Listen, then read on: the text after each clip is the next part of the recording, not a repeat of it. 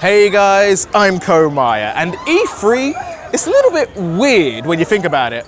I mean, on one hand, it's for video game fans, letting them know all the newest games, all the poverty they'll put themselves in trying to buy them, and all the cosplays they'll see 100 times next Comic-Con. But, on the other hand, it's a place for men in suits to discuss enough publishing rights, distribution strategies, and marketing opportunities to make you fall asleep faster than a hot chocolate made of tranquilizer darts. Also, with the help of the internet, it seems like game companies can leave it entirely and do things on their own terms. So, where does that leave E3? This is Start and Select, and we're working out what exactly is the point in E3.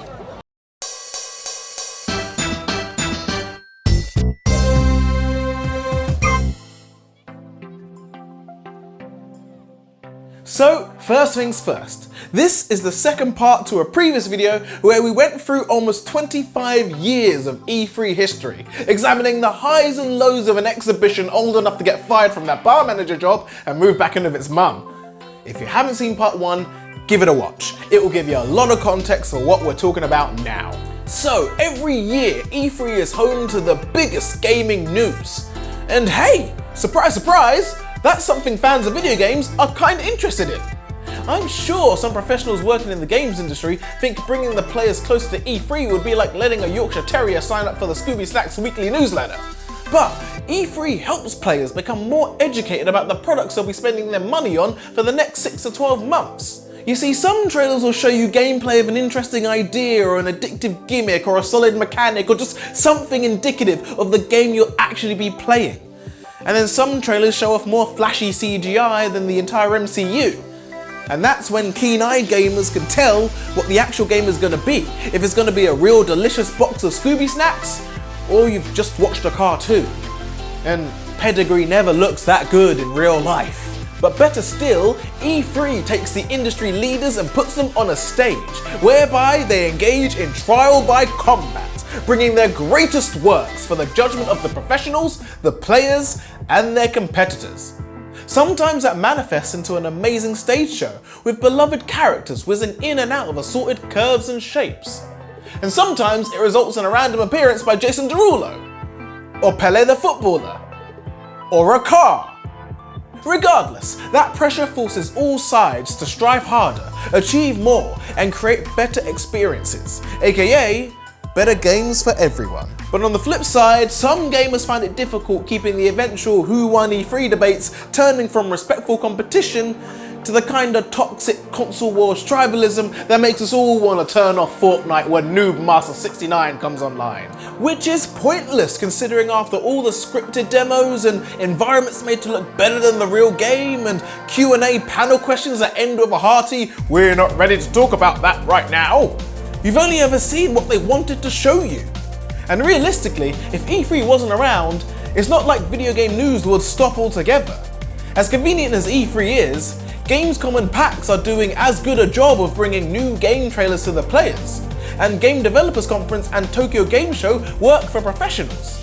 Even the Game Awards are delivering epic reveals, and they just handed the Best Player award to a furry. You see, a huge part of the problem for E3 is over time it's warped and somehow has to serve two audiences. The people that work in the games industry and the people that buy the games. It's trying to be a trade show for the professionals and a convention for the players. And you'd have an easier time sticking Comic-Con inside a TED Talk. Some of the biggest companies never do anything, like Take-Two Interactive. You know, the guys who own Grand Theft Auto. And Tencent, who have so many fingers and so many pies, their gloves smell like the main course and the dessert. And I can't blame other companies for trying to connect with the fans while showing investors the popularity of their games in their own way, rather than paying millions upon millions just to embarrass themselves on an E3 stage and earn that spot on the E3 cringe compilation video. EA runs EA Play separate but adjacent to E3. Sony and Microsoft hold semi-regular PlayStation Experience and XO events respectively. Blizzard has BlizzCon, ID Software and Bethesda have QuakeCon, even Twitch has TwitchCon. Even travelling to LA every year must be such a cumbersome use of time and money. Meanwhile, I get to travel to my bedroom in my underpants, stick on a live stream, and get the news the same time as Mr. IGN, who's only sitting there so he can write off the drinks at the LA Live bar as a business expense. And hey, I can rewind my video. Good luck asking Katsuhiro Harada to repeat that last bit.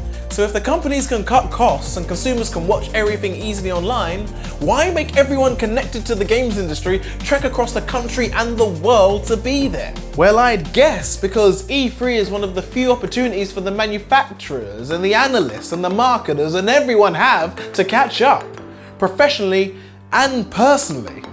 Multiple meetings and play sessions that could take weeks can be done over 2 days at E3. Plus, who doesn't understand that sometimes you have friends that you only see at a particular event? If you took away E3, where would Mr. GameStop and Miss Logitech gossip about what the Warner Brothers got up to in Conference Room D? But it's bigger than that. The brand, E3, that's established and respected and has more moving power than a sumo wrestler serving an eviction notice. E3 can direct a lot of traffic to those who wouldn't otherwise have much of a voice. To paraphrase a Chinese proverb, if Devolver Digital held a press conference in the woods and no E3 was there, would anyone make a sound? And it's deeper than that. The trade fair has existed for over 100 years, and there's a reason for that. Gathering the newest products in a single location to build interest and investment in a business still works. And E3 gathering the newest games in a single location has given the whole games industry such credibility, even mainstream news jumps on it, like a schoolboy who just discovered the kid he's been bullying has a hot friend.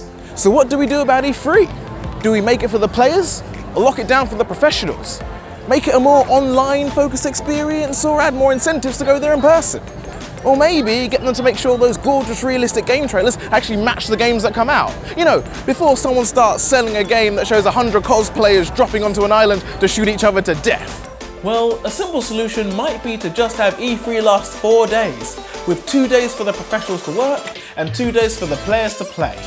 Maybe consider hiring 2 different sites and allowing one group to enter one area and the other to the other. Then charge for general admission to offset the costs the companies are hesitating to pay. And I know that last suggestion might earn me a dislike or two, but there are people willing to do it, and they'll come in their thousands.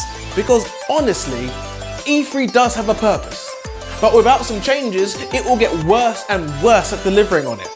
I once attended a pre-release showcase event for the Nintendo Switch, so I can attest that being in a space, physically experiencing the thing, surrounded by the energy of a people all liking the same thing you do. It's a thrill that sells political movements, talk show DNA tests, jazz, and by damn it can sell your product too. E3 should mark a positive celebration of video games. From the roar of the crowd during every Nintendo World Championship to the mini concert that breaks out whenever Ubisoft announced another Just Dance game. Like any music or religious festival, E3 is an annual opportunity to celebrate an art form. And that's all I've got on E3. Who knows how it will transform and adapt as time goes on. But something we do know is what's going on in Comire Corner. And this time, I wanted to give some huge appreciation and sincere thanks to some of the positive comments you've been giving me. I can't tell you enough how really encouraging it is that you're enjoying the stuff, and it only makes you want to make more and more of these so that even more people can have as much fun as we're having, taking the absolute mick out the video game industry. With love, of course. So, you've heard some positives about E3, you've heard some negatives from all sides, but what do you think? Is E3 worth all the bother? Is it more for the professionals? Do you need to keep it for the players? Let me know down below if you want to feature your comment in a future Comire Corner. Or chuck me a tweet.